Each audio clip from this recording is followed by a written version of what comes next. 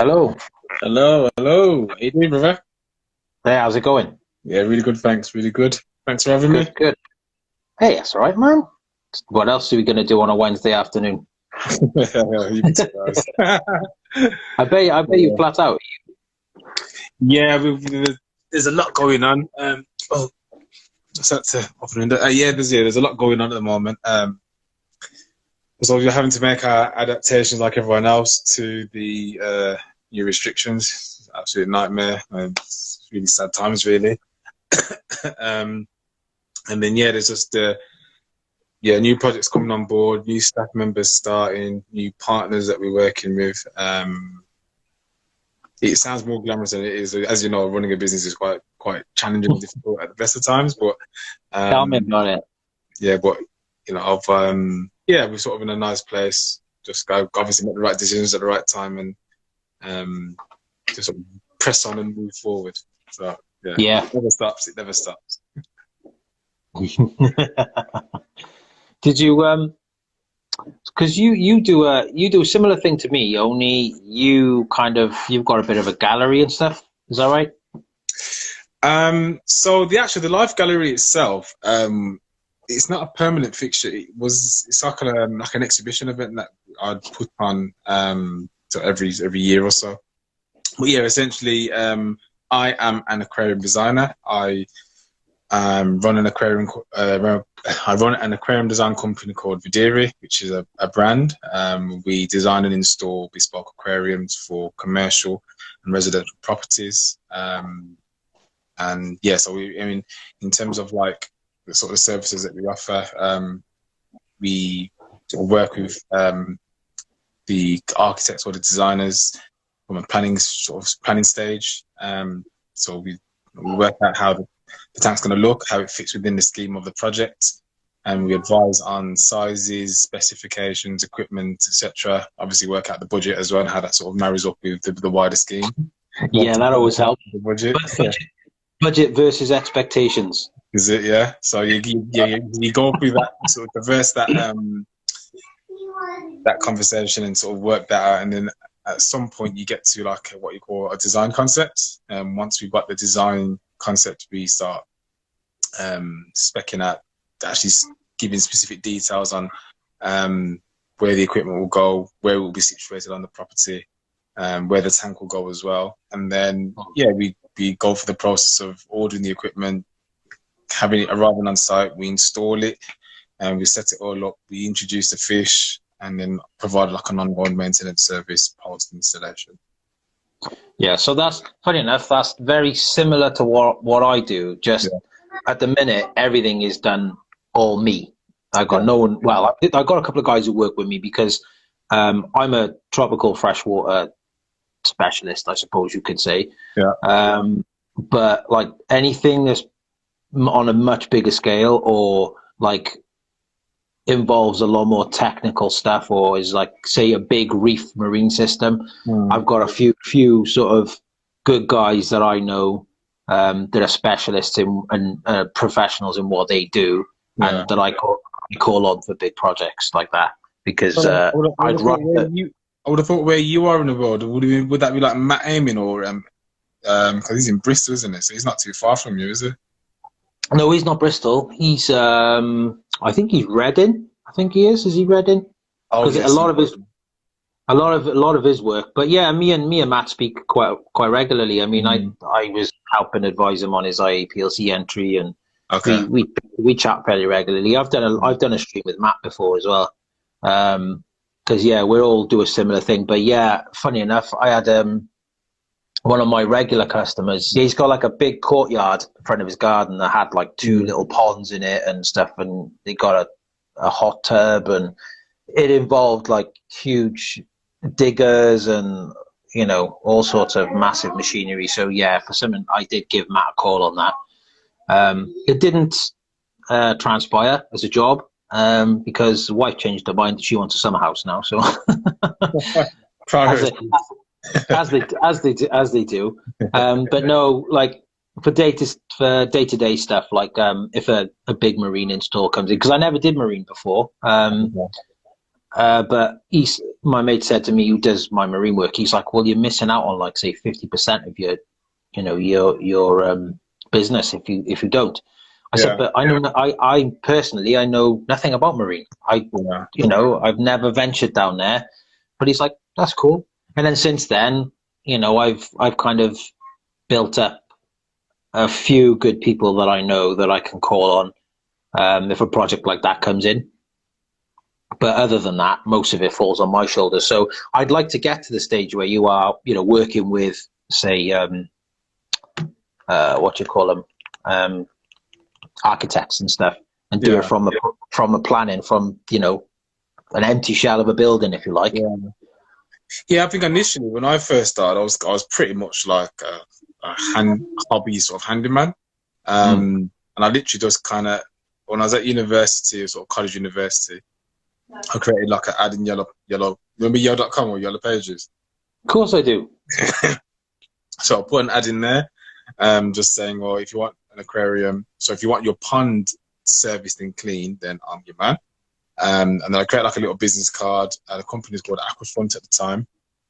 And I put the business card and sort of flyers in local aquatic shops, and just to get my hand in, just to get familiar with, because I love fish and I loved working in that space. So for me, it just made sense to sort of like create, start work part-time or do like a little sort of side hustle business doing that. And it wasn't initially, when I first started doing it, wasn't initially sort of like my career plan. I think I was going to be an aquarium designer or a pond sort of fitter forevermore. It just kind of started to snowball. So you know how it is, isn't it? You start off with the little projects first, and you do the little odd jewel tank or the odd Eheim tank. You set them up, and you kind of know them inside out. Don't you? You sort of get familiar with how they're set up. Yeah. And then kind of ask you for a bespoke tank, and like, oh, I don't know how to do bespoke tanks, and then you sort of solve that problem backwards. So like, we got contacted by a property developer I got contacted by a property developer in Birmingham who was just opening up an office. He just acquired a building, and he wanted a fish tank in his sort of like meeting room.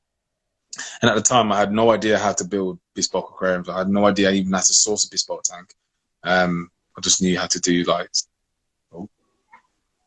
I had no idea how to build or source a bespoke aquarium. I just knew how to do the standardized factory built ones that you get off, that you buy from the shop. So I was presented with a problem, and I worked out a way to solve it. So I found a supplier who could deliver the tank. Got a few mates together to help me sort of physically get the tank in position, set the tank up, and then that's when I think I started seriously looking at sort of like what is real aquarium design in terms of an interior design and architectural feature. So yeah, so at the time I stumbled on the Sensky brothers in America. Love those guys. Really, yeah, and they really sort of inspired me to sort of like raise my level in terms of what I offer as a product and service. So yeah, it seemed like just to make sense to go down that direction. So I ended up sort of turning Aquafront into a brand, and then just decided to start specializing in this bespoke installations and design. At the point where about 3 years ago, I wanted to rebrand and kind of like create a representation of where I was at as an aquarium designer. And it was pretty much around connecting people with nature and using the aquariums as a real way of improving how people actually, you said it, using aquariums as a way of improving how people work and live at work and at home. And I wanted to sort of like position aquariums as something more deeper than the superficial. This is something that looks really good, that makes our interior design, enhances our interior design or architecture, but it was really sort of like more of a spiritual connection, which I think we all experience when we look after aquariums, plants or animals at home or at work. So Vedere is derived from the Latin word for to view.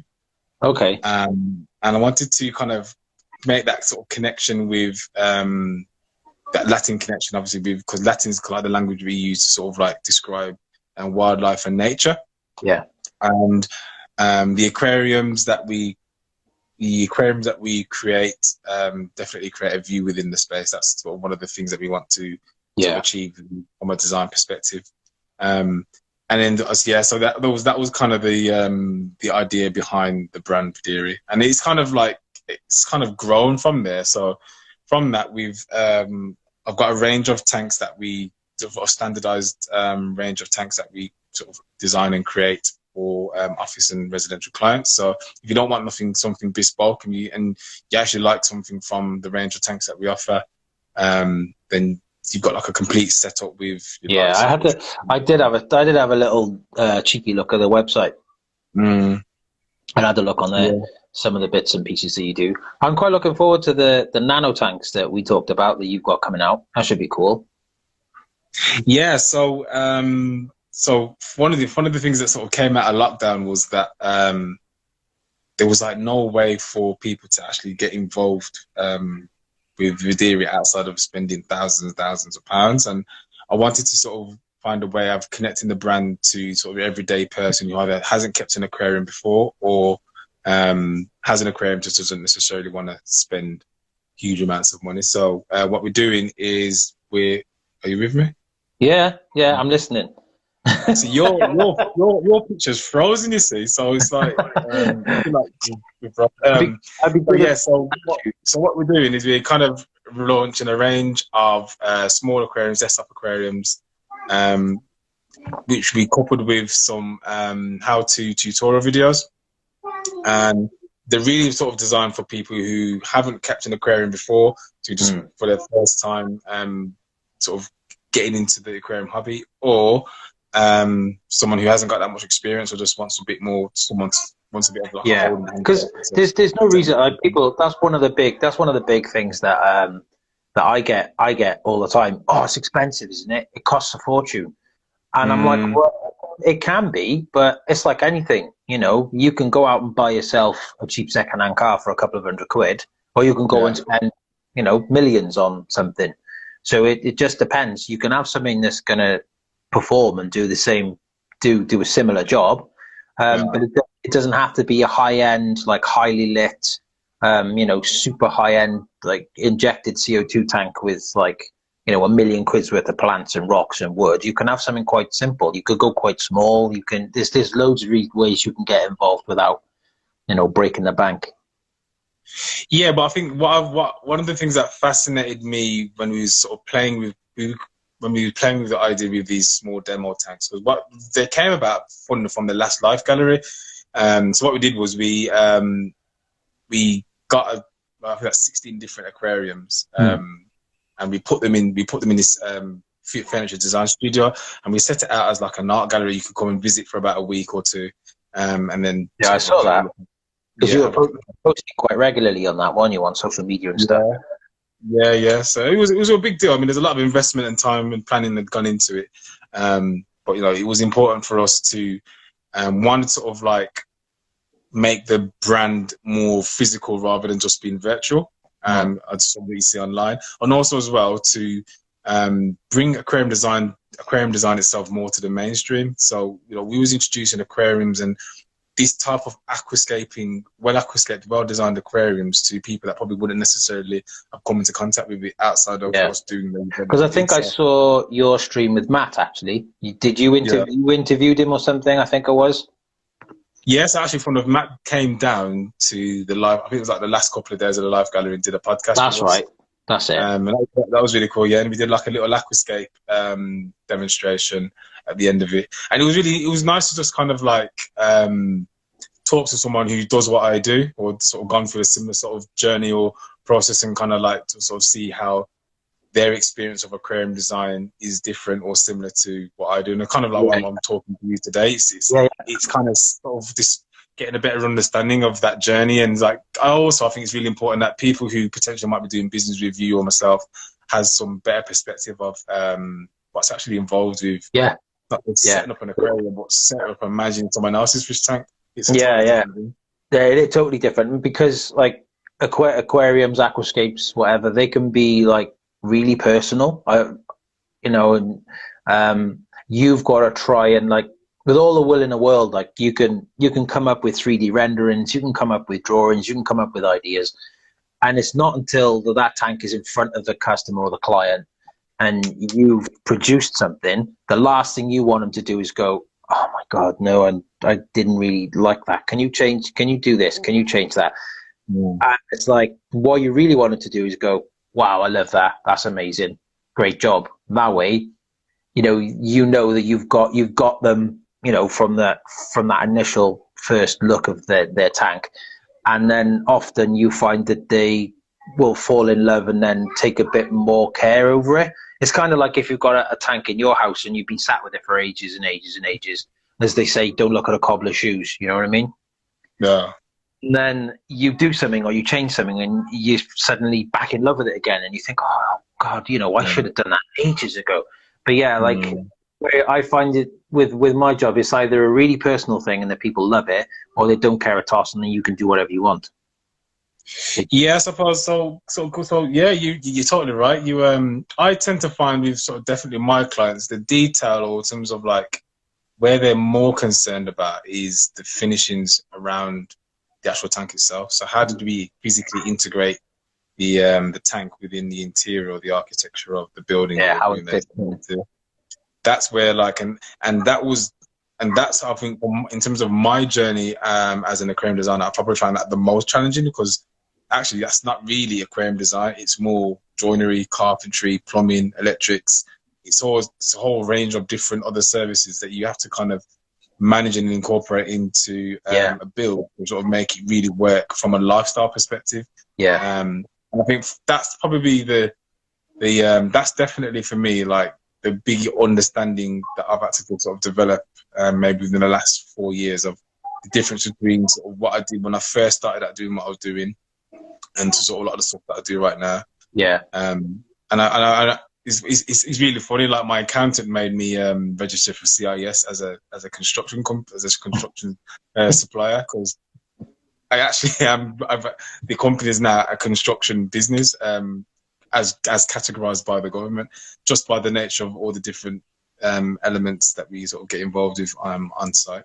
I can imagine, yeah, because if you're going to say a fresh build, if you like, so a shell of a building, then of course you're going to have to incorporate electrics, carpentry, joinery, and all that sort of stuff. I haven't got to that yet.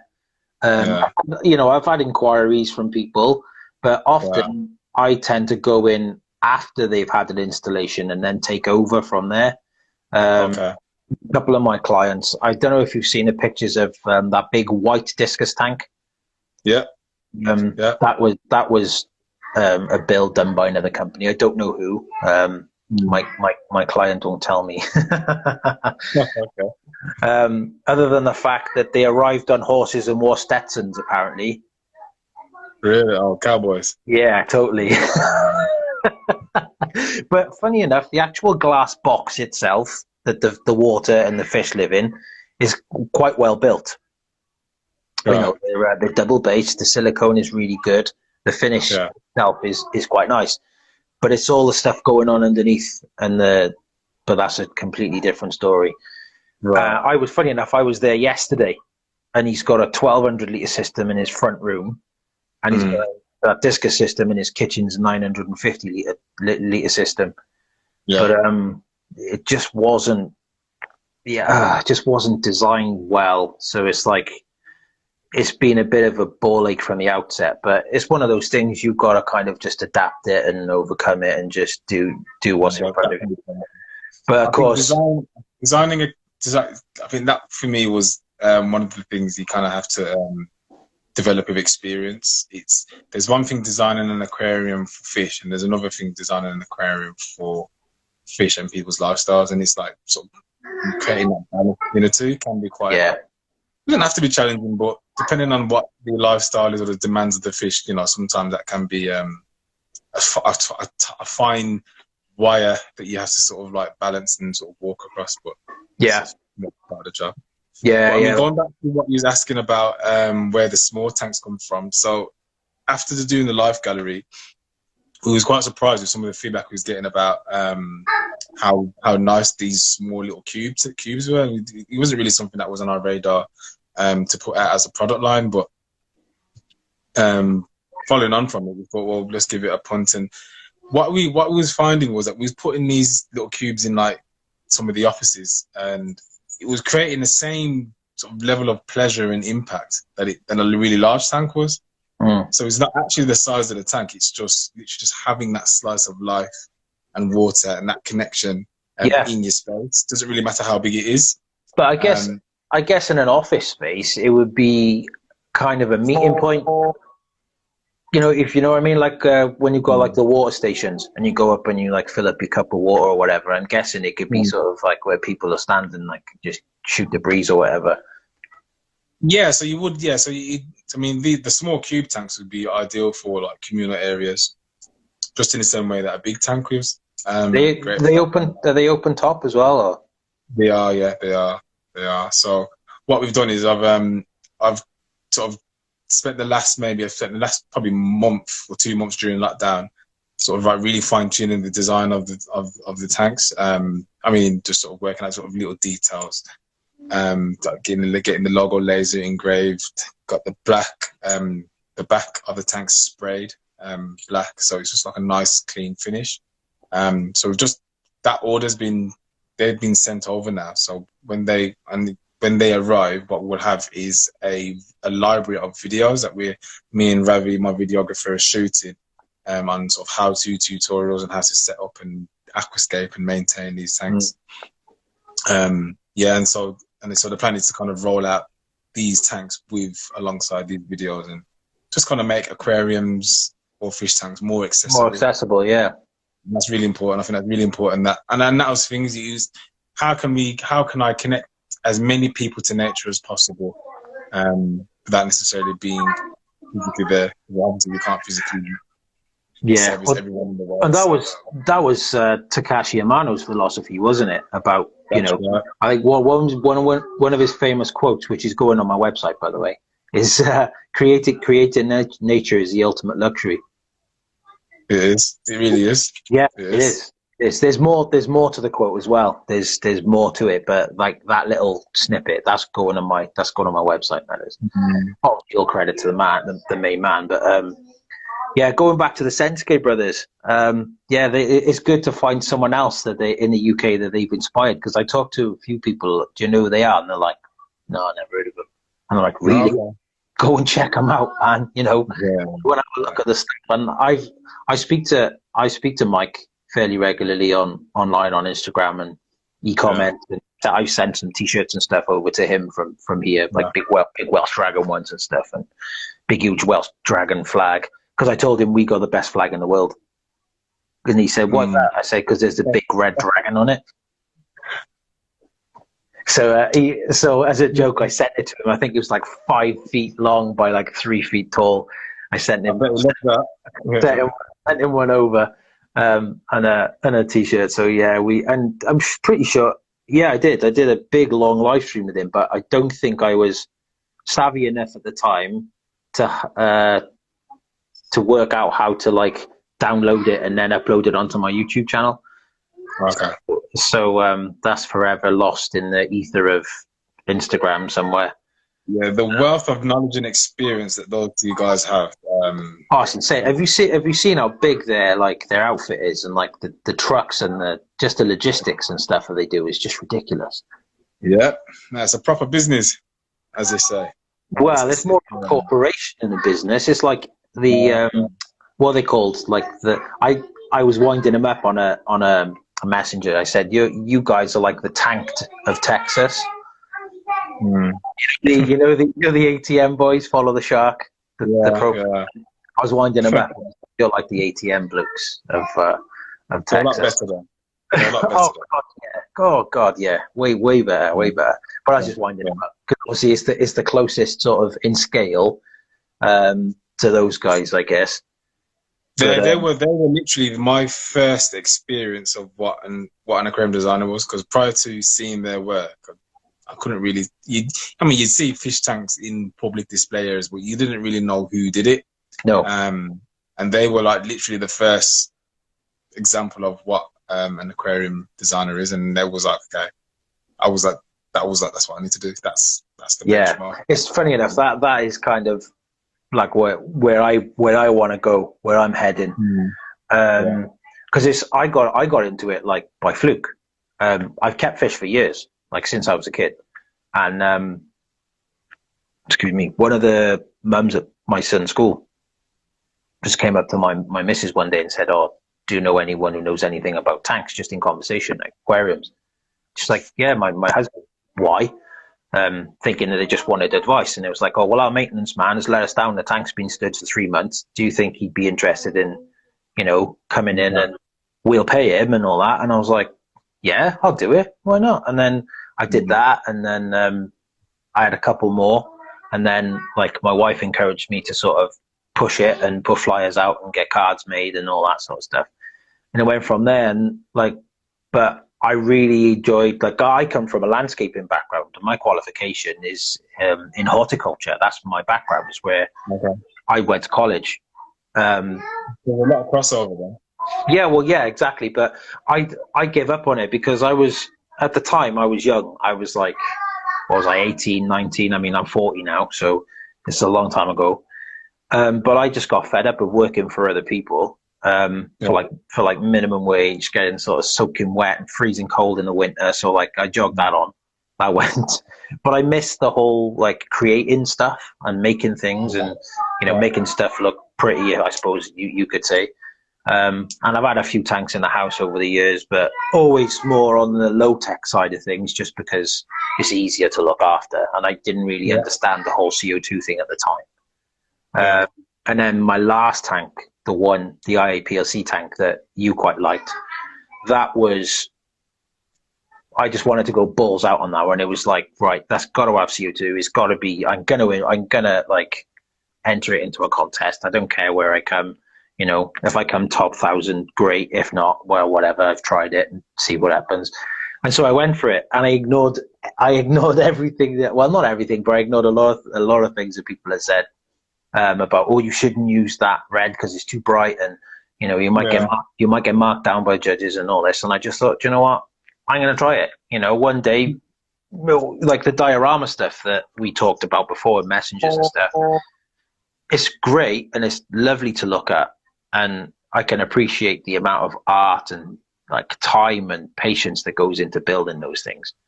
But it's just not my cup of tea. And at one stage, like, the first person who put like a diorama into the IEPLC must have been sort of not bricking it, but like, oh, is this similar feelings to me? Is this going to do anything? Is this going to rank well? Is it not? Whatever. Yeah. So yeah, I think it's one of those things. You've just got to trust your instincts, go for it, and if it works out, then cool. So then, yeah, I want to do more of that stuff. I think art doesn't evolve unless you redefine the parameters of what should be done. Yeah, I think you've got to push boundaries, haven't you? You've got to break the rules. You've got to, obviously you've got rules and you've got parameters around what works and what really doesn't work. But then it's all perspective. Like, one person might see a piece and think, yeah, that really works. I love that. Another person think, nah, that's not for me. Yeah, that's true. It's objective, isn't it? What determines whether something catches on, it just depends on how influential the person is who really likes your work. Yeah, I suppose it's like when you and I have just been talking about the Sensky brothers. Like, they've obviously really resonated with both of us. But then there's other guys that I get really inspired like by nature and stuff as well. Like, I'm out for my walks, and when you see like natural roots and stuff growing over rock and things like that, and natural rock formations and things like that, and you just think, oh yeah, that's cool. I like that. And then you take a photo of it, and then you might use that as future reference for escape or whatever. But there are other guys that inspire me as well. Like, I don't know who are your sort of, say, top 10. Who are obviously the Sensuke brothers are up there, but who else do you look at and think, oh yeah, that's cool? Obviously I'm Takashi Amano. He kind of what I liked about Takashi Amano is a lot of his earlier stuff where it was just really simple, really clean, You just had like a really, it's almost like you couldn't, when you go minimalist in terms of not too many design elements, you can't really hide. There's nowhere to hide. You've got to be bang on with your positioning, your choice of materials, and sort of how and the arrangements and sort of the composition of the scale. So I'm really sort of big on that clean minimalist look, and a lot of the stuff that Takashi Yamada did.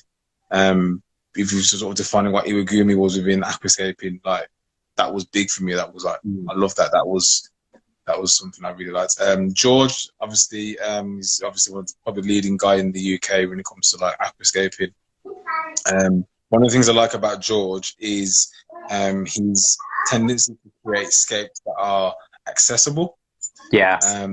That they're not something that like one that you would not be able to set up within, given time and a bit of patience, and a bit of guidance. But also what's more important about what I like about George's work is that they look like tanks that you could maintain on an ongoing basis that don't require you to be there like 3 times a week, snipping and water pumping. Yeah. I mean, to me, my creates very realistic scapes. Yeah. Yeah. My tank was trimmed weekly, almost weekly, but I want the person to be like my hands in there all the time. It's kind of, what's the word? Letting nature take its course, but I would intervene if I needed to, if that makes sense. Yeah. So let it do its thing to a point, and then right, I got to get in there and hack that back now. It's gone too crazy. Yeah. So then the other guy that I really like is the Cinescaper. Cinescaper, yeah. What I love about him is I like his designs, and I like his like Molnar Mate, I think his name is. Yeah, but what I love more is about sort of the drama he creates around his themes and the way he presents them. Yeah, I think he's a filmmaker, isn't he? I can tell he's got to be, because he really sort of takes the creation of an aquarium and the design of it to like a whole new level of experience through the way he films it. And yeah, he does. He does a lot of dramatic shots, doesn't he, and stuff like that. Yeah, and a lot of close-up stuff. And I think like for a person who's not into aquariums, you may not necessarily find a static camera of someone just sort of escaping out a tank. He really has an ability to actually draw someone in. Like I showed my wife one of his videos, she'd be like, "Wow, it's really cool." It's like, obviously my wife's, she knows about fish tanks, she's interested in it to some extent, but she's not an aquascaper, but she found his videos particularly quite outstanding. Oh, that's good. That's good. Like my wife, she kind of appreciates a nice looking tank, but she doesn't. It's not into fish tanks at all, or aquariums, or aquascaping, or anything. She's just like, you spend more time with that tank than you do with me. Yeah, I get that a lot. Which is why I set up the discus tank, the 4-foot discus tank. That's like totally low tech, totally sort of biotope inspired. I can't say biotope because it's not. And like, I don't know if you've seen any of Ivan McColgee's stuff. You seen any of his videos? No. Well, he's basically a how do you call? I don't know what you would call him. Ichthyologist, I suppose he is.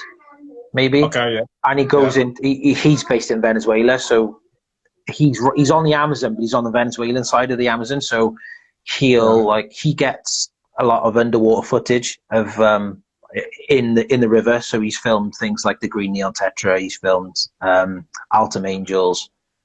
He's filmed Scalare. He's filmed Cardinal Tetras. I think he's filmed epistogrammas and things like that you find in the Amazon. But he's got a series online. I think it's called The Wild Aquarium. It's on YouTube. You'll find it. And basically, he literally takes an empty tank to the side of the river, and he literally like picks up the sand and the mud and the bits of gravel and stuff, and he puts that as his substrate. And then he'll like take bits of driftwood that are in the river, and he'll put that in the tank. and Oh. maybe plants and stuff that are there growing on the side of the river, and put that in the tank, and then he'll catch some fish and stick them in the tank. Video Sounds like it. a Yeah, it's sounds like a cool. real artist. No, sounds cool. Yeah, it's wicked. And then like he'll video it or take photos of it, and then like that's it. And then obviously whatever's in there, he'll put it all back. But Yeah. that's so it's not biotope.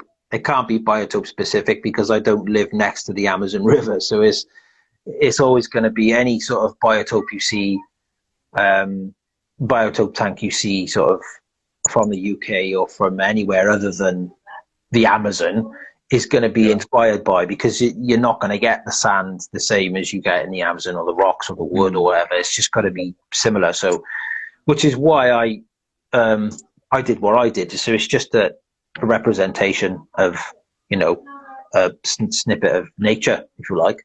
Yeah, and that's what it's all about. It's about how can we artistically shape nature in a way that's visually attractive for someone to actually want to engage with.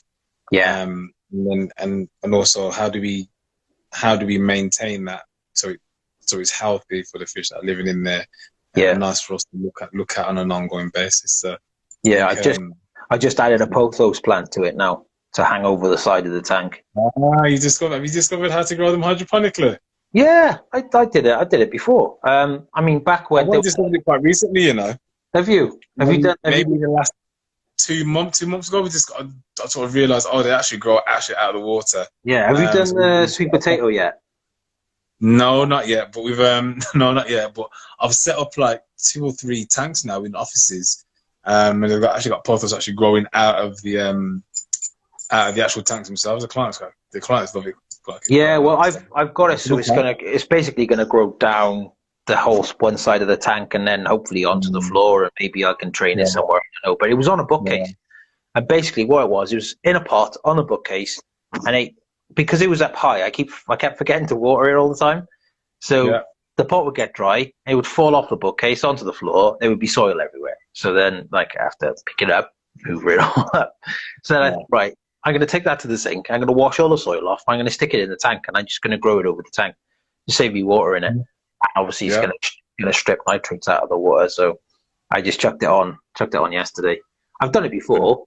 It's great to grow in a sump. So if you've got any aquariums that've got a sump, and you don't want plants growing out of the top of the tank for any reason, or you've got a mud on it, then you grow them in the sump, and it's great. You can just filter the tank really well. It's a bit like a in a marine system when you run Cheeto.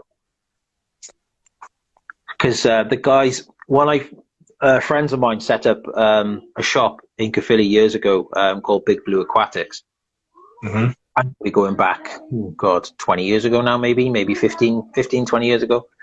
And all their sumps, all their systems ran. They were growing plants in the sumps. They were doing that years ago before online. I'm going back before even no mobiles were invented, but we didn't have Wi-Fi and YouTube and all that stuff on there. But even going back that far, they were growing hydroponically out of their sumps. Things.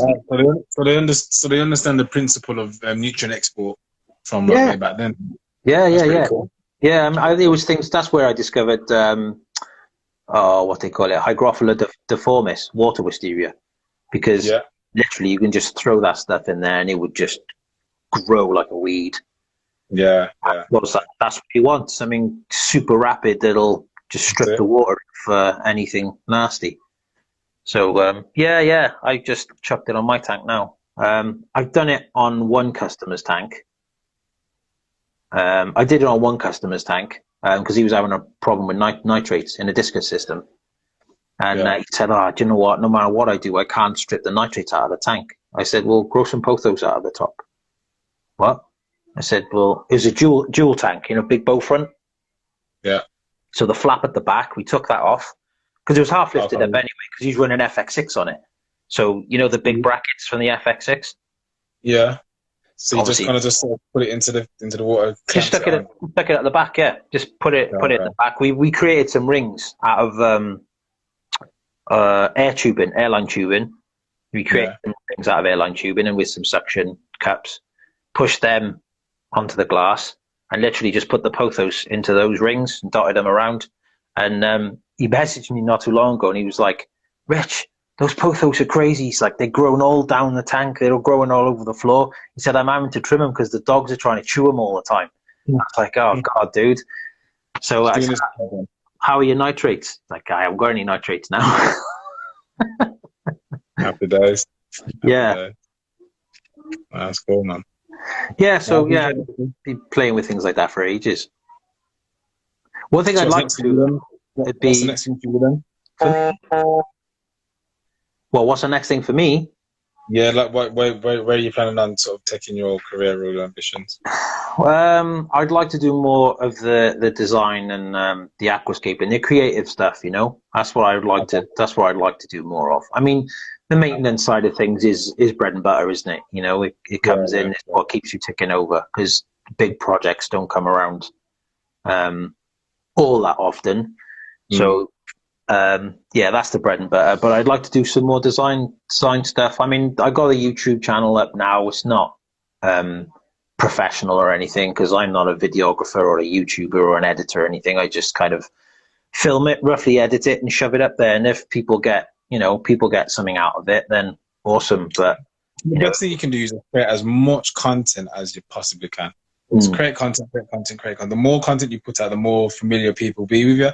The more familiar people are with you, the more you increase your chances of actually someone trusting you to do that project for that creative project for them when they decide that they want to go ahead. Yeah. I mean, my channel's got a bit of everything in it. I mean, like the live streams that I've done, that's up there. So, you know, hopefully people get some information out of that. As the last one I did was with Vedere. He's the director at Santorum Discus. Okay. In Portugal, and I did a big long because discus are my favorite fish, so I did a big 2 hour long live stream with him, which was wicked. One of my favorite live streams I did those with Adam Pascala. Oh right, okay. So I did a big one with him, and we talked all about Takashi Amano and how basically modern aquascaping may have never happened. Probably wouldn't have, as we understand it now, and how we arrange our interiors of our tanks. I don't think. I think there would have to be someone who would have understood landscaping in the same way he did, and introduced it in a microcosm way for us to sort of create the stuff that we create now. Because I think it's all, if you think about everything that we do,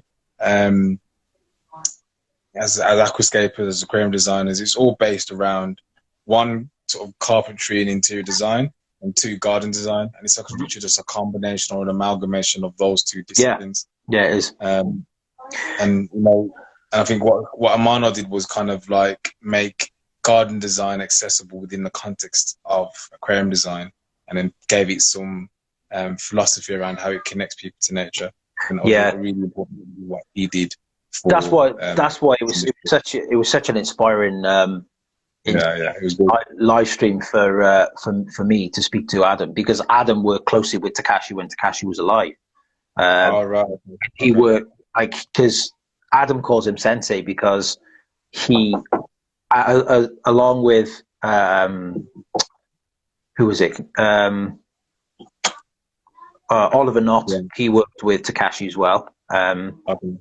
But Adam, I think he was one of the ones that was chosen to go and work on the Forestas Submersus tank in Portugal. And he actually worked on it with Takashi. So he was one of the ones who was in there, you know, placing plants, putting rocks where they should be, and wood and all that sort of stuff. A real legacy piece, that is. Pardon, sorry?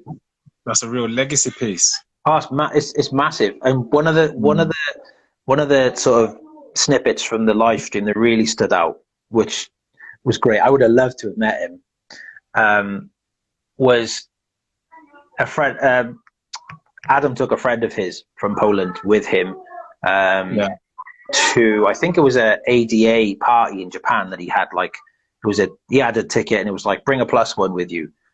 So this guy came with him, and he made tanks. And he took this like little square, I think it was like 8-inch by 8-inch opti-white cube, over to Japan with him to show Takashi like the quality of the tanks and the glass and stuff that he was making. This was back in the early days of ADA. And he went to show, he said, here you go, this is my friend's, this is the glass tanks that he makes, and da-da-da-da-da. And you like to show you. And Takashi picked up this 8-inch cube and was like, that's a nice glass. And he put like half a bottle of Jack Daniels in it and walked around with this 8-inch glass cube fish tank, like pretty much full of whiskey all night, and was walking around sipping from this glass cube all night from this whiskey. And at the end of it, Adam had the glass cube back, and when we were doing the live stream, he went over to his like kitchen counter thingy, and he went, this was the actual glass that Takashi drank from on that night. Oh, you still got it? Oh, wow. Yeah. He still had it. Cool. Like, oh my God, that's amazing. That's cool. And there was another sort of hair standing up on end moment when he said his cousin does a lot of research, like he's into like war history and stuff like that. Yeah. And do you remember, I don't know if you know your history, I'm not really that good at history, but remember the bomb on Nagasaki? Yeah.